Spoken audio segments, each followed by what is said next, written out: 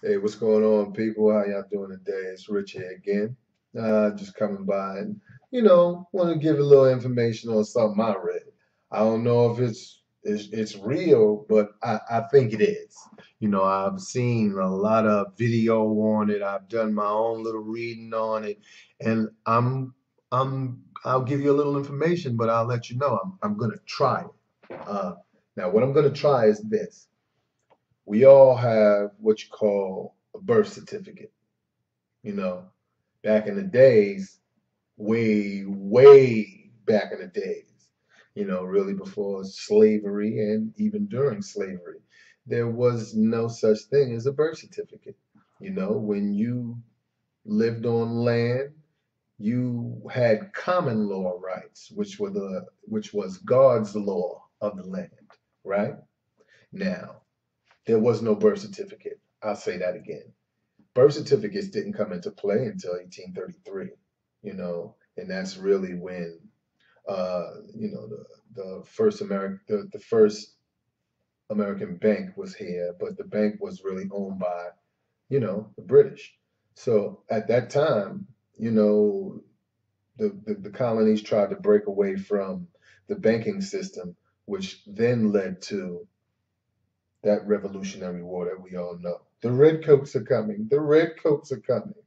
Yeah, well, they were coming because they were a little pissed that, America, on this side, America, the new colonies, they just didn't want to be a part of that banking system. So, with that said, now, from my understanding, from what my research shows me, when we are born and, our name is stamped on that birth certificate, the birth certificate is really a birth certificate for the straw man. See, there's you, and then there's the straw man you. The corporations place the straw man you in effect to basically they put $1 million. Let's just say that the corporations put $1 million in a bank account for you, the straw man. Now, I'm Rich Ferg. So Rich Ferg is here, and Rich Ferg, the straw man, is here. Now, my understanding is this. You can order a new birth certificate. I'd suggest you try it. Order yourself a new birth certificate. There's a form called the UCC1 form, US1 form. I have it written down somewhere. I'll come back and I'll definitely let you all know what it is. But there's a form that you can fill out that you send that form in with your birth certificate, and you basically wipe out this straw man.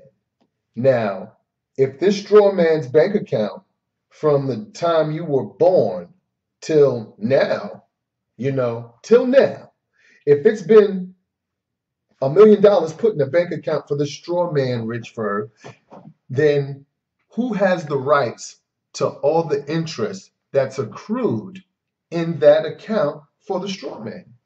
I would think that the real Rich Ferg does. So, what I'm going to attempt to do, and I'm going to let you all, I'm going to keep you aware of what I'm doing. And as the process comes and as I attempt this, I can really see a benefit from that if it's so. Because if the straw man has an account that's built up a whole bunch of money in it and all that interest is in there, then I should be entitled to what the account has to offer me. So basically, what I'm saying is this: that account that the straw man has, that the corporation's built around the real individual, they made a straw man and put $1 million in the straw man's account from the time you were born. Your birth certificate is the documentation that shows that. You understand me? So this straw man here has built up interest in an account that would be a phenomenal amount of money. So at the end of the day, you can't really gain access to the account, let's say, to withdraw money, but you could pay up all your bills. Anything you've purchased, anything you're paying for, anything you struggle to get, just anything, your everyday anything.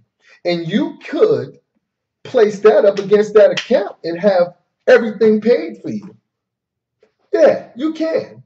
So I'm going to take the necessary steps, and this is what I'm going to try to do. So if I have success with it, oh yeah, I'll definitely share it with you. You know, a lot of people are not going to really want me to inform you on this, but I don't care about that. Power to the people, and I am the people. I am the people.